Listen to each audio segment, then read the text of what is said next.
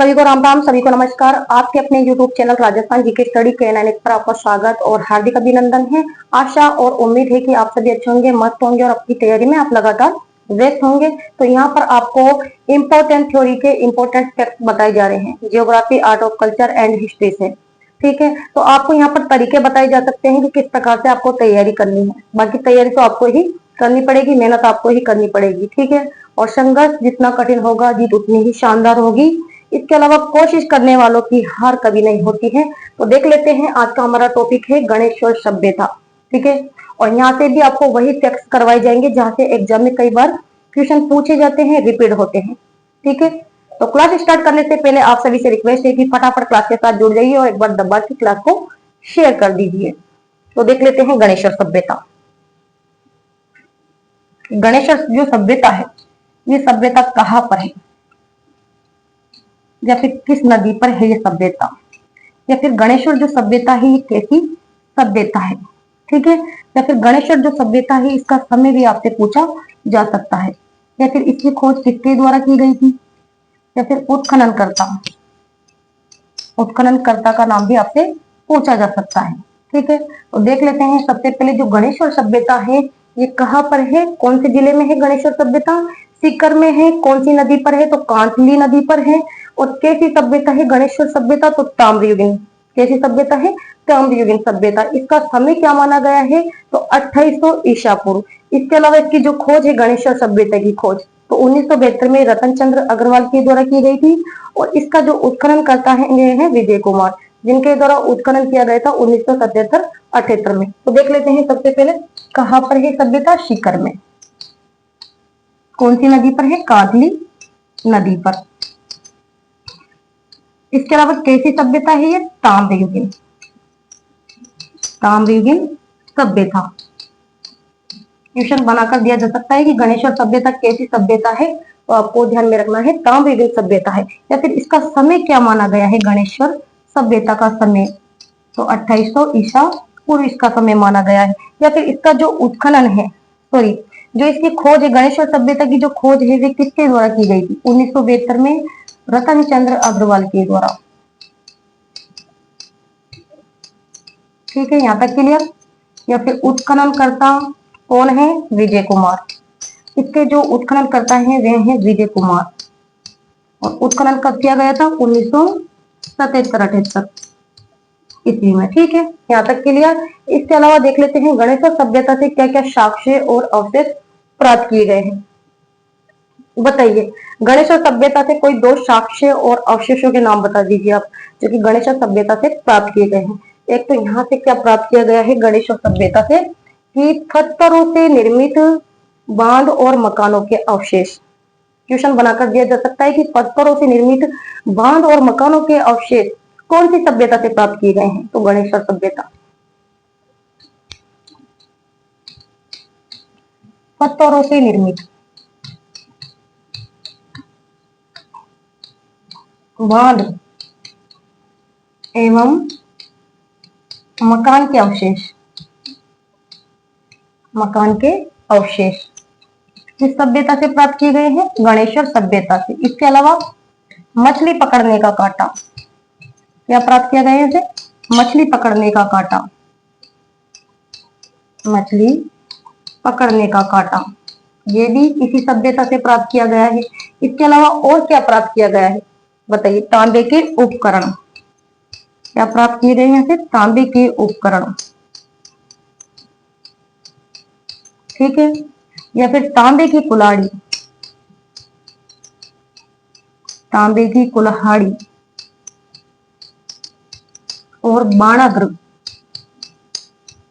ये कौन सी सभ्यता से प्राप्त किए गए हैं, गणेश्वर सभ्यता से।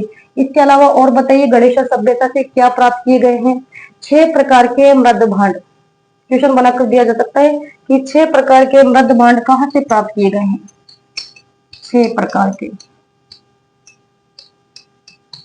मृद भांड। ठीक है, और कैसे मृद भांड प्राप्त किए गए हैं, त्रपश्यवर्णी मृद भांड यहाँ से प्राप्त किए गए हैं गणेश्वर सभ्यता से। इसके अलावा और बताइए कि 99% है जो कि शुद्ध तांबे के अवशेष। कौन सी सभ्यता से? गणेशर सभ्यता से। कितना प्रतिशत? 99% शुद्ध तांबे के अवशेष, शुद्ध तांबे के अवशेष भी इसी सभ्यता से प्राप्त किए गए हैं। इसके अलावा और बताइए, कैसी सभ्यता है गणेशर? मांसाहारी, ये भी ध्यान में रखना है। कैसी सभ्यता है गणेशर? मांसाहारी सभ्यता, मांसाहारी सभ्यता। क्वेश्चन बनाकर दिया जा सकता है कि कौन सी मांसाहारी सभ्यता है, तो आपको ध्यान में रखना है गणेशर सभ्यता, क्योंकि यहाँ से आपको पता है क्या प्राप्त किया गया है? मछली पकड़ने का कांटा। ठीक है, मछली पकड़ने का कांटा गणेशर सभ्यता से प्राप्त किया गया है। और जो गणेशर सभ्यता है इसके निवासी कैसे थे? मांसाहारी थे। ठीक है, तो कैसी सभ्यता है ये? मांसाहारी सभ्यता। इसके अलावा देख लेते हैं गणेशर जो सभ्यता है इसका उपनाम, कौन से उपनामों से इसे जाना जाता है? बताइए, गणेशर सभ्यता का उपनाम। एक तो इसे कहा जाता है ताम्रयुगीन सभ्यता की जननी। क्या कहा जाता है? ताम्रयुगीन सभ्यता की जननी,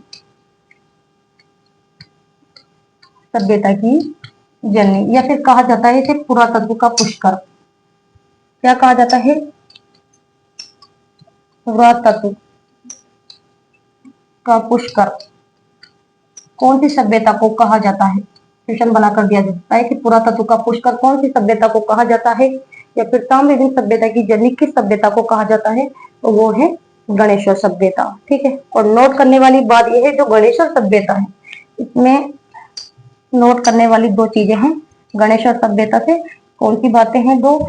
एक तो जो गणेशर जो सभ्यता है इसमें है जो कि ईंटों के प्रमाण नहीं मिलते हैं।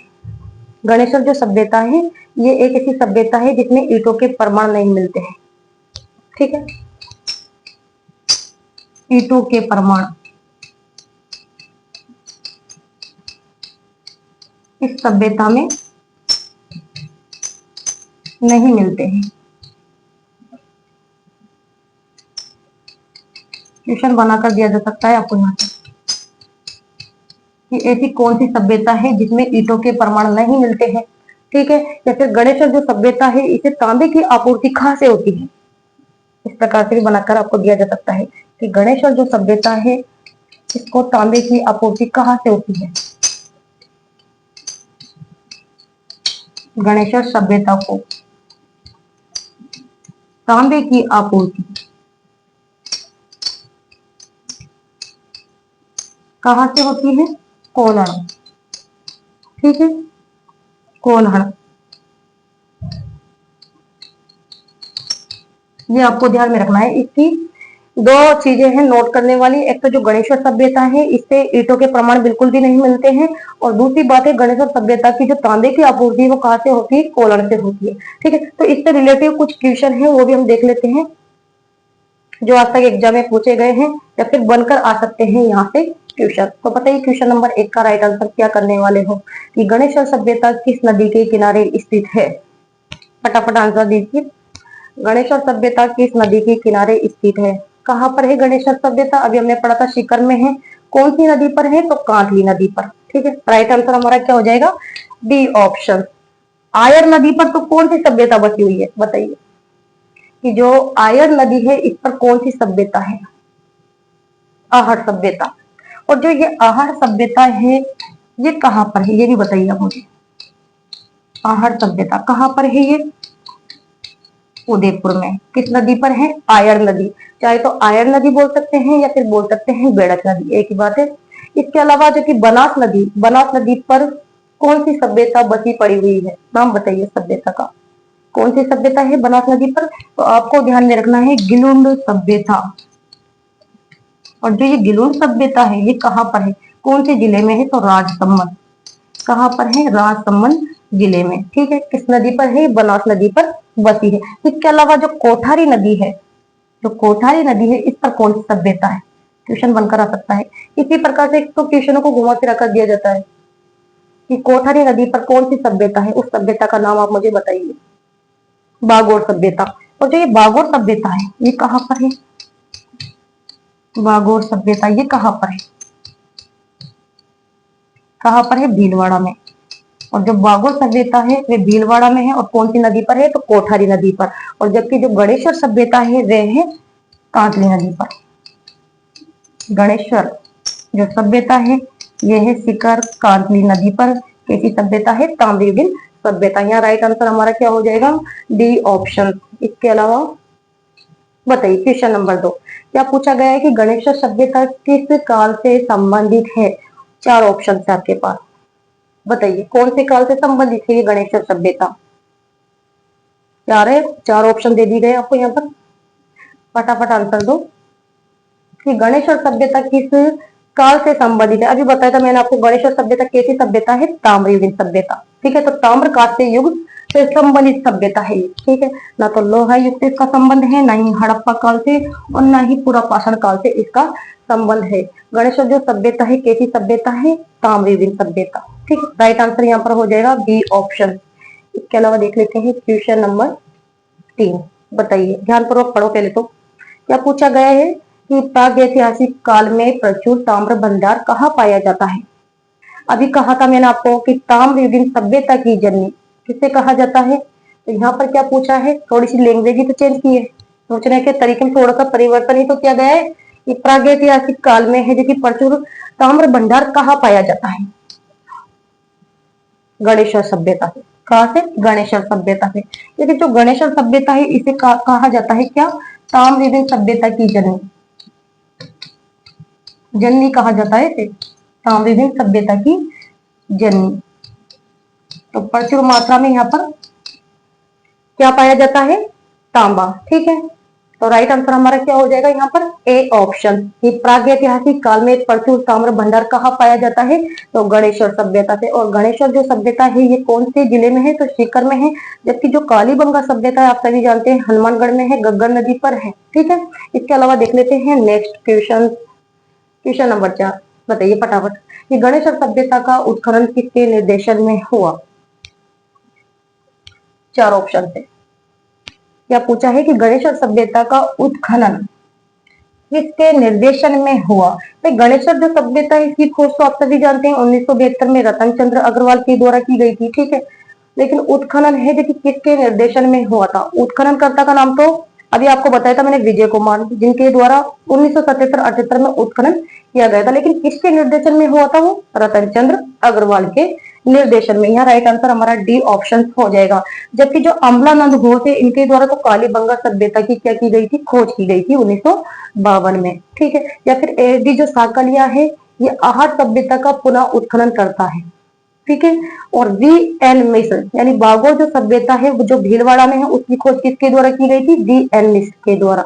या राइट आंसर हमारा डी ऑप्शन होगा। नेक्स्ट क्वेश्चन,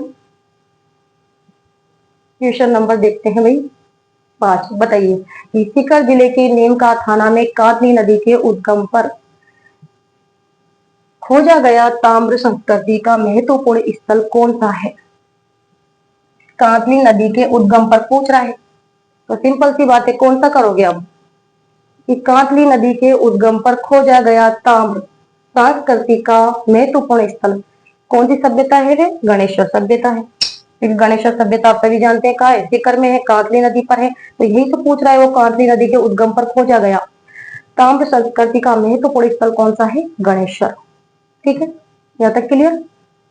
इसके अलावा देख लेते हैं लास्ट क्वेश्चन, क्वेश्चन नंबर 6 कि निम्न में से किस सभ्यता में मकान एवं बस्तियों के निर्माण में ईंटों का प्रयोग नहीं हुआ है? अभी बताया था मैंने, ये तो आपको ये मैंने बताया था आपको कि गणेश्वर सभ्यता एक ऐसी सभ्यता है जहां पर ईंटों के प्रमाण नहीं मिलते हैं। यहाँ पर क्या पूछा गया है कि मकान एवं बस्तियों के निर्माण में ईंटों का प्रयोग नहीं होता है। तो कौन सी सभ्यता है? गणेश्वर सभ्यता है। तो जो ये सारे फैक्ट्स है ना उनको आप जैसे कि ध्यानपूर्वक पढ़ लीजिए बस। ठीक है, जो भी आपको थ्योरी यहाँ पर करवाई जा रही है ध्यानपूर्वक पढ़ने की आपको आवश्यकता है। अगर आपने थ्योरी कंप्लीट कर ली तो सारे क्वेश्चन आप आराम से सोल्व कर आओगे, कोई दिक्कत या प्रॉब्लम आपको नहीं आने वाली है। तो आज के सेशन को यहाँ पर समाप्त करते हैं और नेक्स्ट क्लास में मिलते हैं। तब तक के लिए धन्यवाद। Thank you so much.